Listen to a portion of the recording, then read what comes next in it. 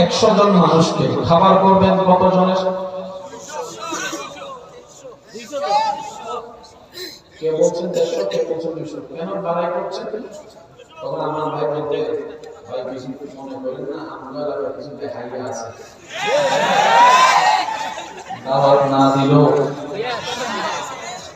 এই যে কথা কয় না, আরো জোরে বলা হচ্ছে।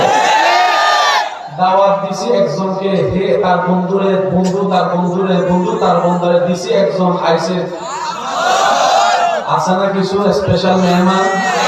আপনি জিজ্ঞেস করে তুমি কোন পক্ষ? আমি উভয় পক্ষ।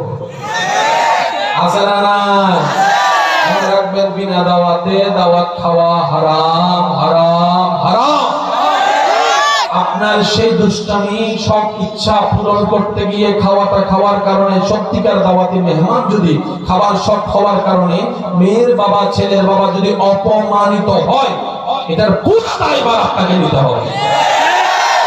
দাওয়াতের সিস্টেম মনে রাখবেন, প্লিজ দাওয়াত দিবে 5 জনকে, যাবেন না।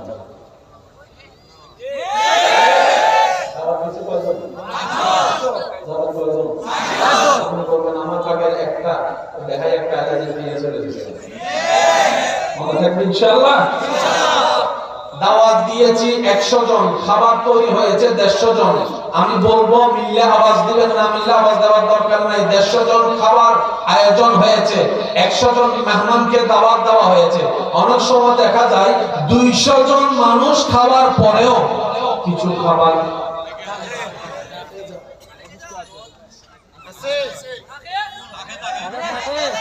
আমাকে একটু বুঝিয়ে দেবেন কিভাবে সম্ভব? আপনি কথাই বলেন, আল্লাহ বরকত দিয়েছে। আল্লাহ বরকত কিভাবে দিয়েছে? ওই যে আপনার এলাকায় যিনি বাবুর্চি আছে, যে আপনাকে ভালোবাসে, খুব আপনাদের ভালোবাসতে দিয়েছে, পকেটে টাকা দিয়ে মুরগি দুটো জবাই করে রান্না করে দিয়েছে না? প্রসেসিংটা কি? আসুন বোঝার চেষ্টা করি। মনোযোগ আছে সবার? পিছনের ভাইদের মনোযোগ আছে ইনশাআল্লাহ? ওনারা হাত তোলেন না, আওয়াজও করেন না। আপনাদের মনোযোগ আছে ইনশাআল্লাহ? হাত তুলেন, ভালো কথা, সবাই সাবধান।